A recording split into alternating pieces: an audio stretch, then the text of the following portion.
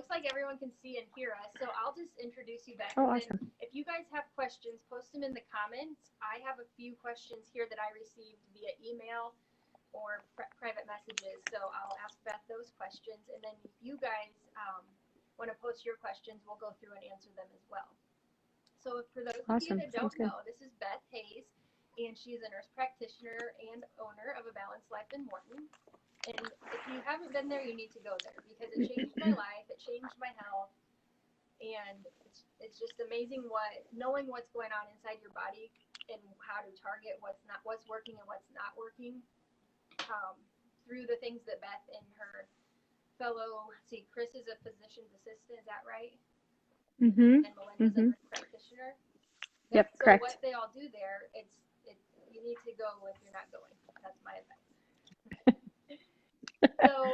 So the first one and you actually gave me advice around this a few weeks ago, is some of the people in the group are diabetic, and when you're doing keto, this can naturally, sorry if you guys can hear the doorbell, this can naturally drop your blood sugar, and so if you're taking medication, that could be a problem.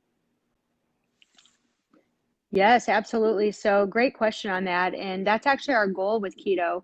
So intermittent fasting and ketogenic diets actually reverse diabetes. It's the number one way we reverse it daily, really, at A Balanced Life, which is awesome. And so anyone taking certain medications for diabetes, and that can include it can include anything from metformin to glipizide, glyburide, Jardiance. I mean, there's literally dozens and dozens and dozens of them. Some of those do not drop blood sugars and some do. The main one that does not is metformin. So anyone on metformin, it's not a big deal at all with a keto diet. And as a matter of fact, metformin doesn't just work with blood sugars. It actually heals the mitochondria of the cell. So there's actually a lot of anti-aging benefits from metformin, which I used to take patients off of it until one of the hormone conferences we went to had a great speaker on it. So typically, if there are medications that do drop your blood sugar as well as you naturally dropping it by going on a keto diet, those medications typically should be cut in half when your blood sugars start to show more normal. I've had multiple patients where they'll just call and say, hey, my blood sugars are way better than they were. I usually back them down a little bit. And then eventually the goal is to get them off of those medications because they cause issues long term. You know, if we can get them off some of those medications, it causes big problems there. So it's still very safe as a type 2 diabetic. And as a matter of fact, it is exactly what you need to reverse your diabetes. Yeah, that's actually how I got Matt started with keto 3 years ago, is he's totally within a healthy weight, but he has diabetes family, and he wasn't feeling well, so I made him go to the doctor, and he was pre-diabetic. Isn't that scary? That's, people assume if you're overweight, you're diabetic, and if you're not, that you're not diabetic, and that couldn't be more wrong. You know, I see it all the time at work. Yeah, so it's crazy. He did it, I think 3 months later, he had labs again, and was completely back in normal range. So. Yay, 100%. Yep. I've seen people, we just had someone the end of last week who was an 8.2 A1C 3 months ago, who was down to 5.7, and that was just in 3 months. So that's amazing. And I love that it's all natural. You're doing it with food, and you're doing it something that's sustainable long term. Yep. Amen. Yeah. Okay, so the other question I've been getting a lot is how does keto affect cholesterol? Because obviously we're eating high fats, and there's been that theory out there that fat makes you fat, or certain foods that are high in fat are high in cholesterol, and that's not a good thing. So how does keto diet affect your cholesterol? Great question. That's what I get a lot every day too when I talk to patients, because especially if you're, I don't know, really any age, but definitely 30 and above, we have been trained in our brains to think that fats are actually bad for us. But those studies actually came about years ago by the sugar industry and by some other industries that really wanted you to buy their foods. And so actually, if you look at all the actual double-blinded studies in it, that's actually not true at all. So fat actually, and it was how I reversed mine. I used to have triglycerides in the 380s, and they wanted me on one of the statin drugs, which can shut down your liver. It can cause a lot of joint aches and pains. But actually, when your body fat adapts, what happens is your HDL, that good cholesterol, climbs, and your triglycerides and your LDL actually drop. The other new thing in the last year that's come out is that the Cardiovascular Institute came out and said, hey, it's not the LDL we're worried about. It's literally your triglycerides that cause all the damage in the heart, atherosclerosis, plaque, and those types of things. And unfortunately, all those statins are really targeting your LDL, which is not even considered dangerous anymore. And so that's one of the best things you can do to reverse cholesterol, actually. So as your body fat adapts, your good cholesterol climbs, your LDL, your triglycerides drop. So we have to get out of our mind what we trained our minds to say forever. And literally up until probably 3 or 4 years ago, I was on that same train, believed what they've told us our whole life, until I took a class specifically in this by a PhD in nutrition who has every study that was ever out there, how it was skewed, you know, how we changed America. And if you look around now, a lot of patients 30, really 5 and above are overweight, they're diabetic, they have high cholesterol, they have hypertension, all these things because we follow this food pyramid and guide that they told us years ago. So we don't do anything low fat at all in our house. We do quite a bit of fat. And it's important that they're the healthy fats, not the trans fats or the, you would be able to speak to this better than me, but like the ratio of omega-3s to omega-6s and making sure that we have the good fats in our diet, not just like the dirty keto fats or the. Correct. And as long as you're sticking with things that you've been teaching throughout this thing, you know, obviously the meats are pretty good. I don't cut any fats off my meat anymore, actually, which I used to. We used to like shred that down as much as you could. You know, you're sticking with, the oils. And when I say oils, not your, you know, canola oil and your vegetable oils, you're sticking with the, you know, I do a lot of avocado oil, safflower oil, lots of different good oils out there. I do a lot of avocados and nuts and seeds. I avoid really fruits, and for the most part, I do some berries. And then I avoid a lot of the grains and starches. But you really, you know, if you're eating like you've been teaching, you're not going to get any of the bad stuff in there. Yep. Mm-hmm. Yeah. Okay, so we also have had quite a few people that have had their gallbladder removed. Yeah, awesome. Yep. So they've asked if it's safe because they've been told that they have to adapt their diet and watch the amount of fat that they eat because they don't have the gallbladder. Yep. So a lot of my patients don't have gallbladders. And actually, when you're doing more of a keto style diet and you actually get more closer to ketosis, what happens is you actually start dumping a lot of bile salts and stuff anyway. So you actually make your own. You don't have to have your gallbladder to make those. So it's 100% safe and fine. Mm-hmm. Isn't that awesome how our bodies adapt and figure it out on their own? Yeah, but I'll tell you, 10 years ago, nope, no fats if you have a bad gallbladder, no fats if you had, you know, if you didn't have a gallbladder. But that's really, so many great double-blinded studies are out there on that. Awesome. All right, so we've had obviously we've been in this, I think, 6 weeks now, and people are starting to hit ketosis. So they're wondering ways to know they're in ketosis without testing. So that's the one thing about keto diet is that some people get symptoms where they start noticing things, and then some people don't at all. You know, so normally, you know, if you're in ketosis, if you've got 3 full days of really carbs less than 20 grams a day, you're in ketosis. I will tell you this, there are a lot of scams and those kind of things out there where they sell people a lot of strips and, you know, those kind of things that you don't necessarily need to take. If you're down to 20 grams a day by day 3, there's no way you're not in ketosis. Awesome. Yep. I know I've seen all the different things out there, and keto, I started doing this over 10 years ago and it wasn't really talked about, but just in the amount of, you know, the past recent years here, all the different products are labeled keto now, you know. I know, and a lot of them aren't. Right. Yeah, you really have to check and make sure that just because it says it on the label doesn't necessarily mean that it's gonna that it's gonna be low carb. It's crazy. I was standing in line at Walmart picking up some medications or whatever, and along the wall was keto stuff. I'm like, oh, you're waiting for 5 hours anyway. So I'm looking at some of this and I'm like, are they kidding here? Like, unbelievable. So they're marking everything keto these days, I think. Right. Yeah. Okay, and then what do you typically see for like the time period that someone might start to see a weight loss when they're in ketosis? I talked a little bit about this when I released my report today, and I just hope you keep in mind that you didn't gain the weight overnight. So some people might drop it quickly, some might take longer. Yeah. But you're 100% correct. Oh, sorry. Go ahead. I was just going to say, what do you typically see in your office with your patients that are on keto diets? So everyone's pretty different on that. I will tell you that a lot of people up front, the first week, they'll notice a few pounds and then they might kind of plateau a little bit.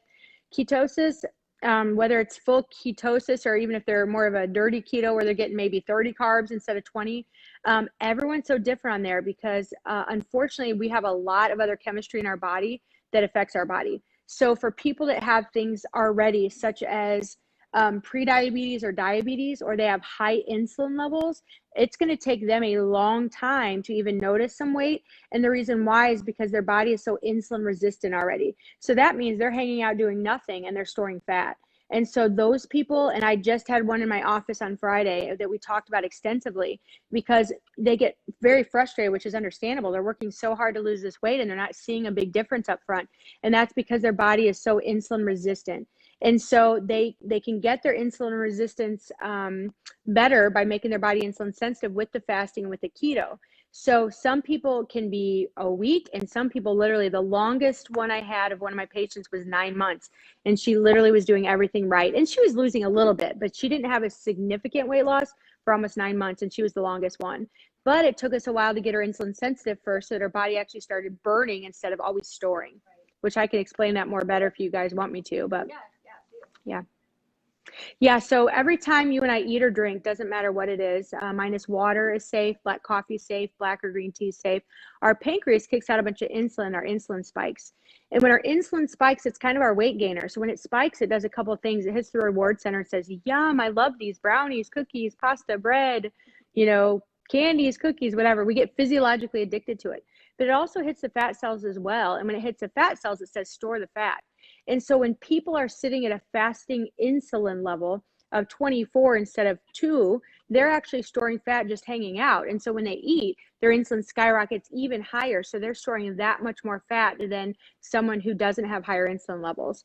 And insulin, by the way, if you guys ever look at those levels, the range is like 2 to 24. So you can imagine someone sitting at a 2 and then your best friend sitting at a 24. You have lunch together, same lunch, same food. Well, your friend is storing that much more fat than you are, and you ate the same foods. And so that's where it's frustrating for people, So until we can get those insulin levels lower longer, which is making your body more insulin sensitive. So the reason we become diabetic or pre-diabetic is we eat often, or we eat too many things high in carbs and sugars, or both of those. And so every time we're doing that, our body actually is becoming insulin resistant instead of insulin sensitive. And so insulin resistance basically means you got this max amount of insulin there all the time, which means you're storing fat. So by fasting with a ketogenic diet, you're actually keeping your insulin levels lower longer, which makes your body more insulin sensitive. And so that's what we're trying to do. And that's why weight is so variable with everybody. And I would encourage, like I encourage all my patients, don't go on the scale at all. Stay off the scale, because scales really, really aren't telling. They can be really a big downer. And so they tend to fluctuate. Women tend to fluctuate really even more than men with our, estrogen, progesterone, maybe with our thyroid, maybe with our stressors. We gain weight just from having stress, and people don't realize that.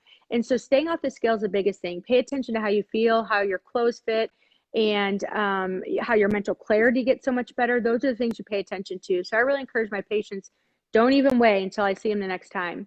And that's because literally that gets them going way better than when they're on the scale every day or once a week or whatever. I feel like that tends to be a downer, and then they get discouraged when they're really doing some good stuff.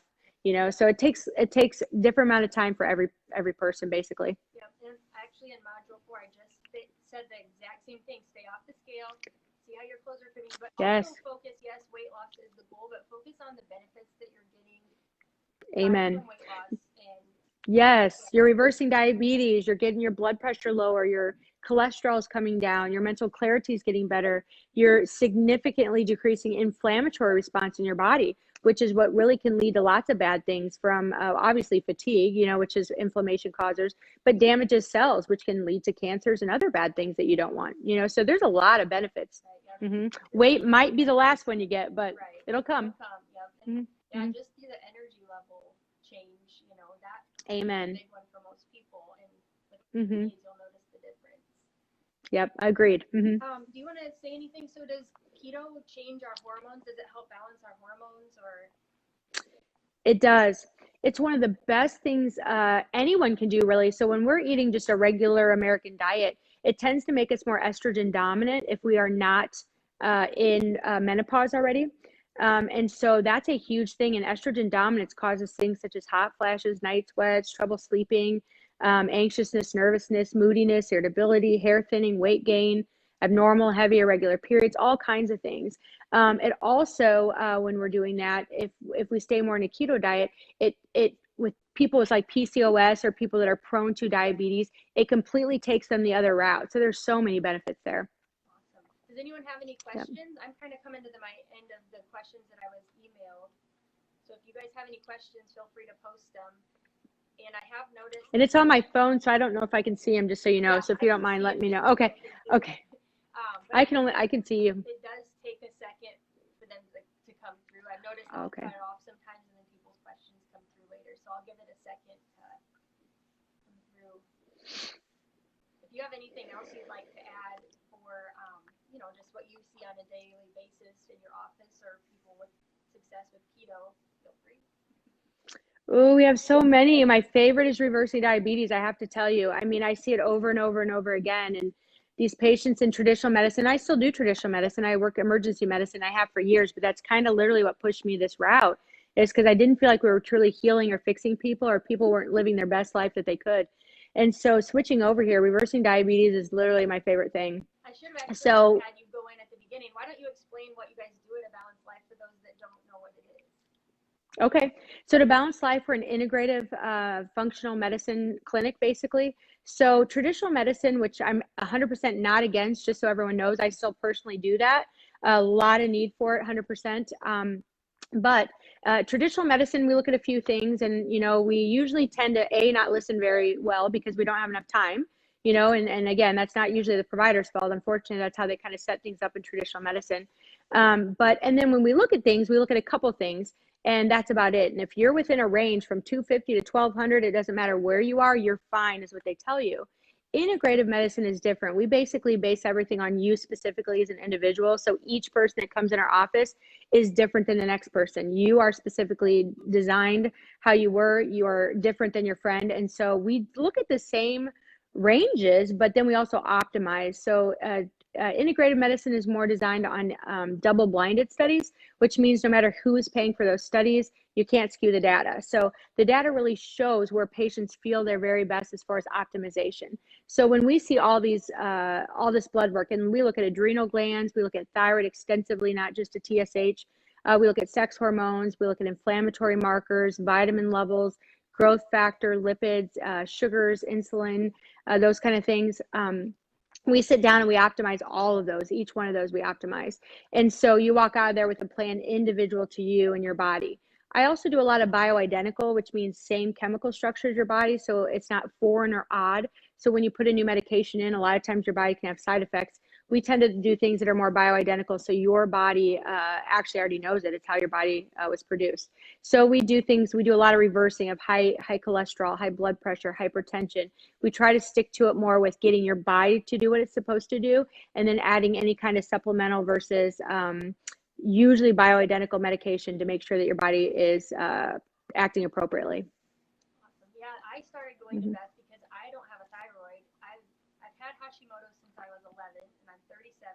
And when I was 21, they took my thyroid out, and I did pretty well up until I had Oliver.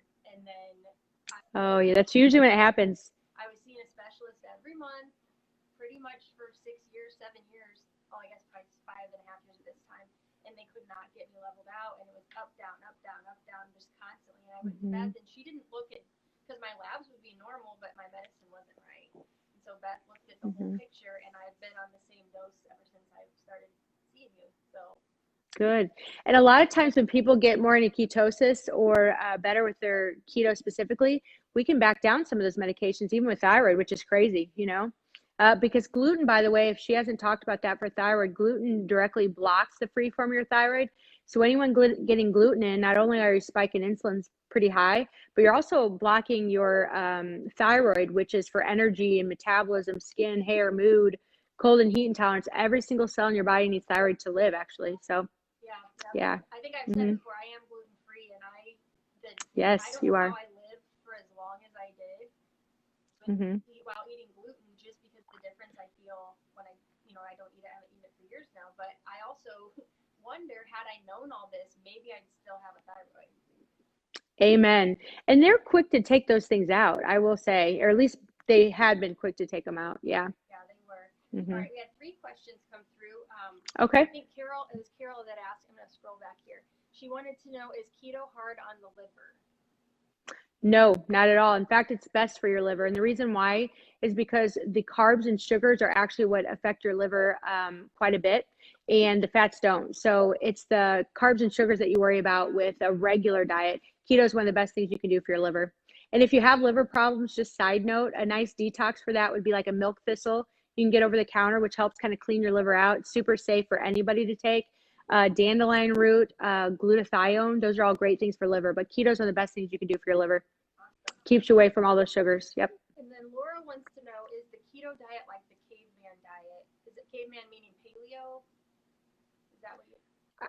I would assume are more just the meats, how they would, catch food, fast for days. Is that probably what she's talking about? Maybe.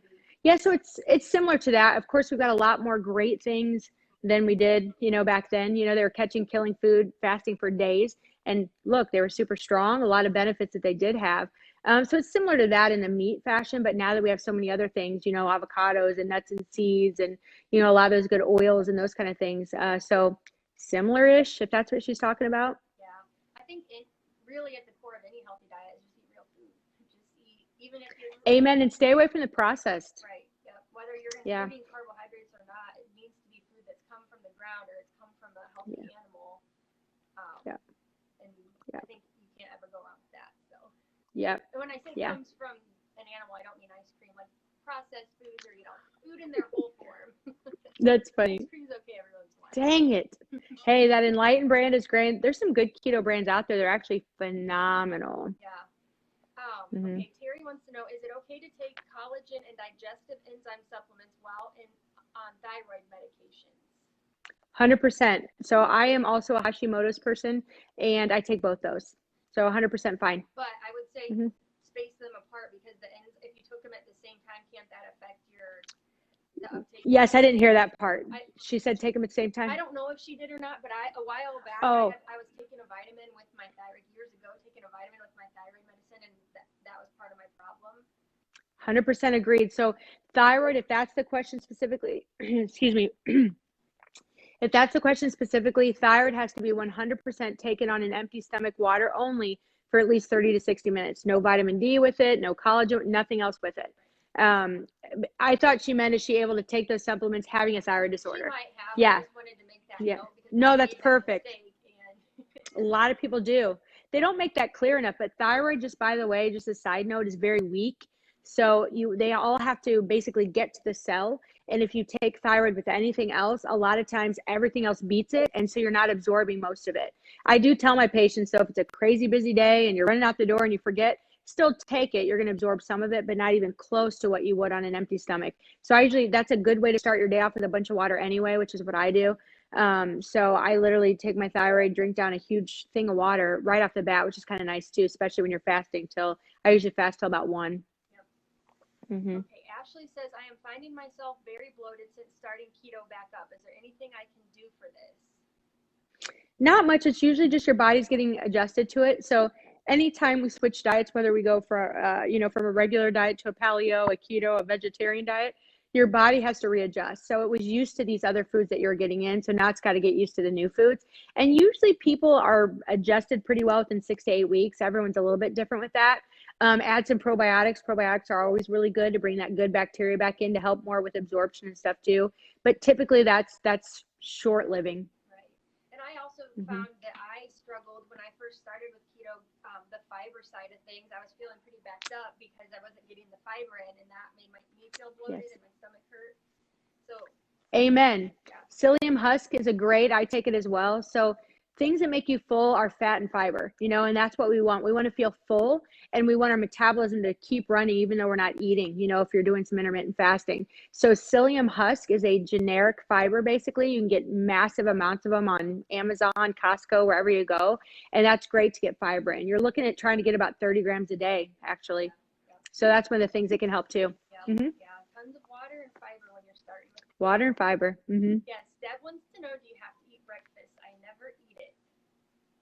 No, you're the smartest girl ever, Deb. Absolutely not. You do not need breakfast. That was one of the lies that they told us years ago. That was the sugar industry who came out, wanted us to buy the muffins and the bagels and the cereals. And so they came out saying, hey, you know, if we come out with this study, then everyone's going to buy our stuff. And so our moms yelled at us for years. Breakfast is the best meal of the day. You can't go to school without breakfast. And I did that for my first kid. My second kid, I'm like, whatever, you know, she's in high school now, but so absolutely not. So actually our appetite hormones don't usually start hitting till about 10:30 to 1, and then again at dinner time. So if we're hungry in the morning, it's because we've trained our body to be hungry in the morning. So as long as you can push that first meal out is the absolute best for you. Right. Yeah, and I think we covered intermittent fasting. You can talk a little bit about it now while everyone's on here, but I think we covered it in module 2. And if we're constantly in the fed state, meaning we're not fasting, our body doesn't have the opportunity to burn the fat that we want it to burn. That's correct. Yeah, so if you want to talk a little bit more about intermittent fasting, I personally intermittent fast as well. I don't eat breakfast, and I find if I do, if we have a special day and I eat breakfast, I'm tired the rest of the day. Yeah, that's typical. Yeah. So intermittent fasting is one of the best things we can do for our body. And basically our bodies weren't designed to eat all the time anyway. So I have 2 spikes a day, and I call them spikes because it's an insulin spike, and it's my meal basically. And so when you get your fats in, if you're in a keto style diet, which I'll tell you the biggest mistake people make too, we'll talk about that in a minute. Remind me if I forget. But anyway, 2 meals a day with the intermittent fasting. And the fasting, what it does is if you're getting the fat in, during that entire fast, your body's actually, metabolism is still running actually. So you're actually burning all that off your body. So there's a lot of people that fast, but they eat whatever meal they want when they do eat. And the problem with that is those carbs and sugars skyrocket the insulin and then drop, and their body actually slows down and they go into actually more of a starvation mode, which you don't want to do. The whole point of a fasting is to basically keep your metabolism running. So you're actually burning fat off all that time. So you can't burn fat and store fat at the same time. And so if you're eating often, like Ashley was just talking about a second ago about, storing and burning, then you're actually storing fat during all that time. So when you're fasting, you're actually burning fat as long as you got those fats in your diet. Intermittent fasting is great to reverse diabetes, keep blood pressure down, completely help reverse that cholesterol. But my favorite of it is the mental clarity is so much better because it's keeping your brain on top of things. You don't have all those carbs and sugars kind of weighing down your brain. And so I love it for that reason, actually. And then you just feel better overall. It takes inflammation down massively. So that's why I love it. I do actually have guides that I give out to all my patients. So if your group is interested, Ashley, I can certainly send them to you, and feel free to, there are a lot of pages, but if anyone's interested, you can email them to them or whatever if they'd like some stuff on fasting or a keto guide. Yeah, if you don't mind, email it to me and I'll post it in the group. Yeah, cool. Not at all. Did you say you had 2? I might have misheard you. Did you say you had 2 mistakes that people most often make? Yes, thank you. Protein. So I don't know how old everyone is in the group, but years ago there was more of an Atkins diet, which is a high protein diet. Your body, I have every study in the entire world done, your body can only hold 15 to 20% of protein at one time. So a lot of people end up putting way too much protein in instead of the fats. They're focusing more on the protein instead of the fat. And so what they're going to see with the rest of that protein is that your body actually has to break it down. It can't hold this protein, breaks it down, and ends up causing a big sugar spike that you didn't expect. So people aren't losing as fast, or people might even gain, not really with the keto for sure, but they're not losing like they'd like to. Or sometimes they plateau and they don't realize that they're just getting too much protein in. So that's something you want to really be careful of. So try to balance that back out with more fat. So if you feel like you're getting a little bit too much protein, add some fiber and fat in there, which helps. Yeah. Yep. I know we're getting a lot of questions. This is awesome. Let's see, Deb. And Deb wanted to know, how many hours do you fast? Personally, I do 18. That's just me though, and no one has to do that much. The studies actually show for females 13 to 14 hours, you start to get massive benefit. So obviously you use your sleep time as part of it, right? 6, 7, 8, hopefully 8 hours. But the longer the better. And then men, they start to get benefit about 14 to 15 hours. I will tell you that it does put a little bit of stress on your body naturally, because our bodies, we're eating all the time now. We stop at every corner and there's food. But I'll tell you what, you don't feel the stress. There just is a little bit of stress that happens in your body. So if you're on your period I don't know, Deb, if you're on your period, sometimes that's harder for people to do the first time around. After it becomes a lifestyle, you honestly don't think about it. I've literally fasted this long for the last at least 2 years. And then I actually do longer fasts throughout the month too. So I'll do like a 24-hour fast where I will just do dinner like Monday, Tuesday, Wednesday. And that tends to be something when I was maybe around the holidays, where you're having things you wouldn't normally have, or you're just trying to reset your body, or you plateaued. Those are things that are great. And the course I took with the PhD in nutrition, who's also a physician I was telling you guys about, who has every study that was ever out, how they were skewed. We actually did a full 7 full day fast, which was crazy. By day 3.5, your energy was so high you could barely sleep. It was crazy what your body does.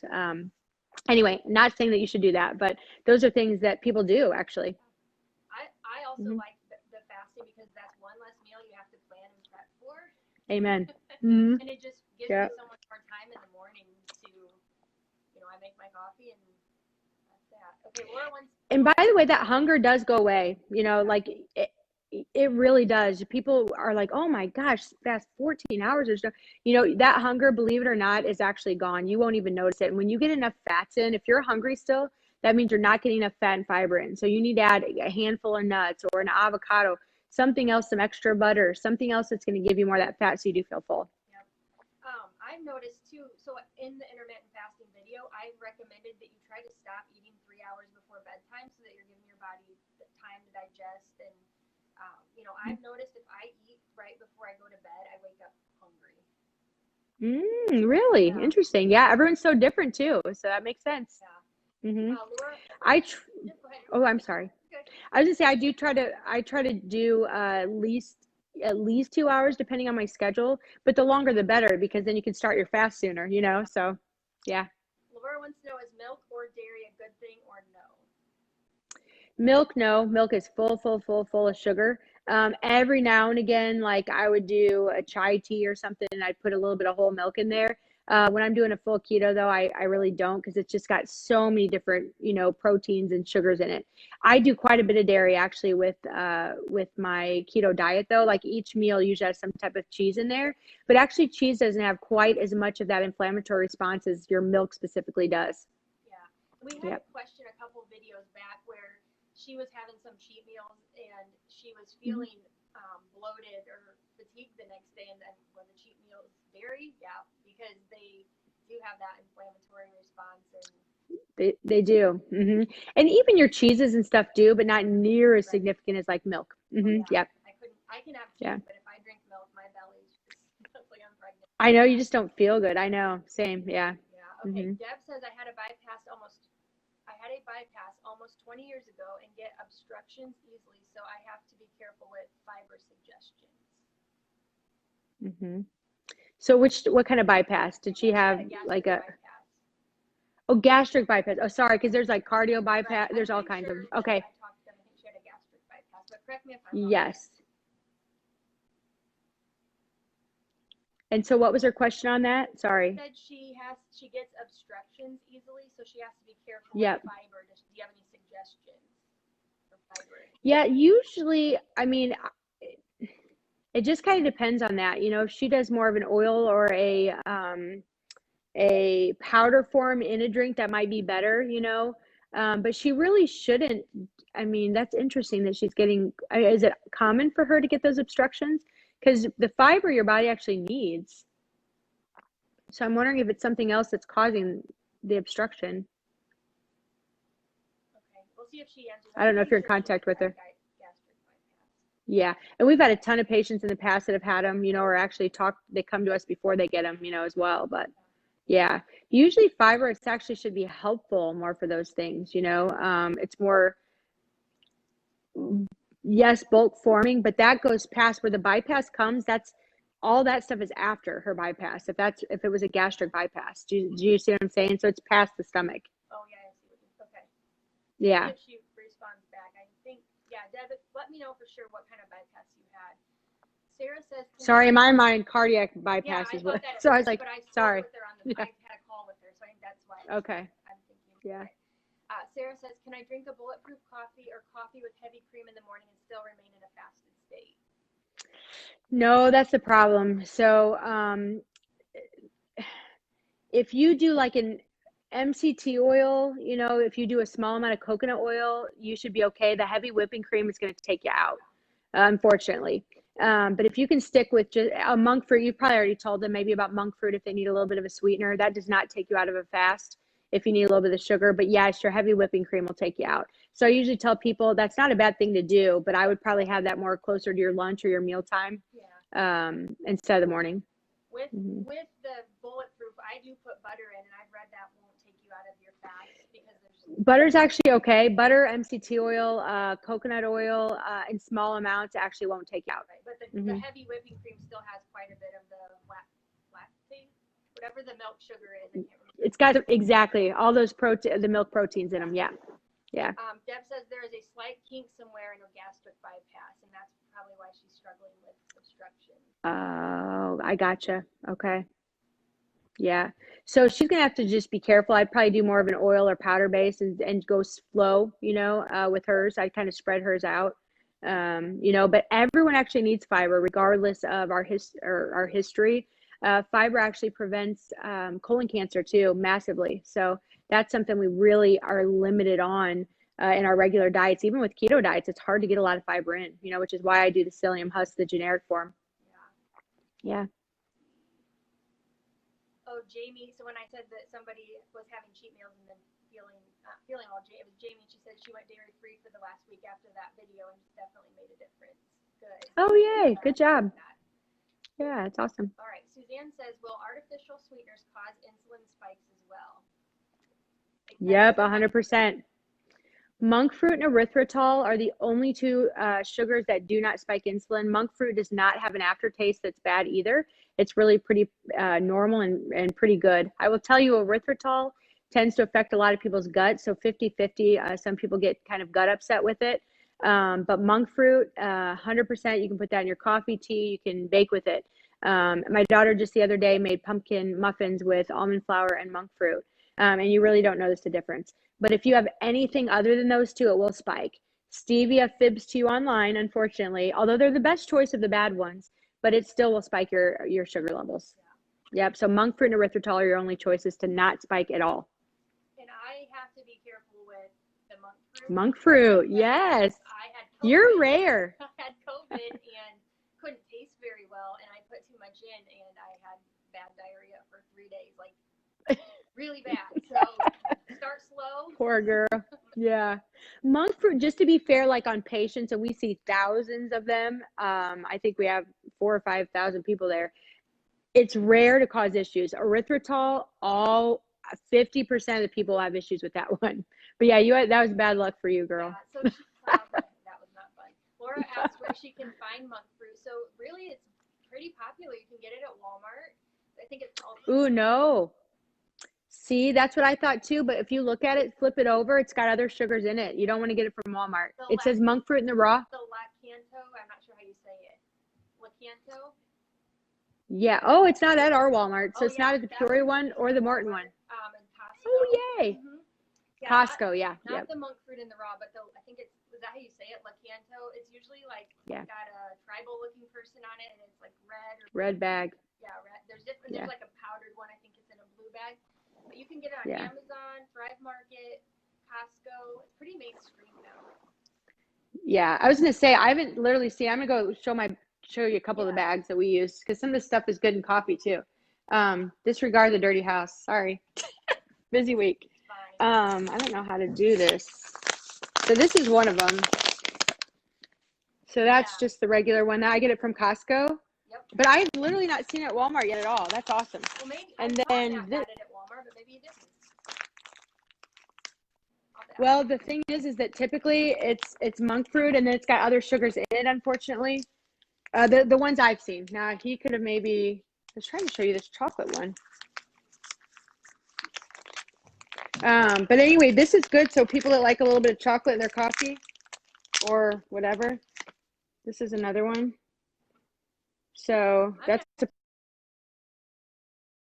drinking chocolate. This is amazing, especially yeah. So anyway, those are just, cold snow. and it smells so good too, you know, but it's nice just to throw a little chocolate, whatever. Yeah. Fan says she needs to kick her Diet Coke habit. Oh, girl, yes. And she's very Yeah, close so I'll to tell her you. goal. So what do you think if she kicks that habit? I think she told me that she's got like 4 pounds to go. You think that'll help? 100%. And I'll tell you what, I was stuck on Mountain Dew when I started all this, which is sugary as sugary can be. And what I did was I literally would put my 1 Mountain Dew a day. I cut myself to 1 Mountain Dew a day.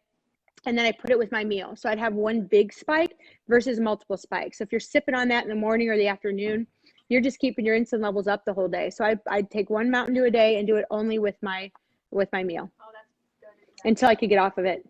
Mm-hmm. Abby Fox is Beth's daughter, and she says hi and she loves you. Are you kidding me? She's on here. That goofball. Hi, Abs. Okay. Galen That's is funny. asking, have you heard of allulose? A-L-L-O-S-E. Yes, and that will spike your sugar. So that one would be one to stay away from. Stay away from. Yep.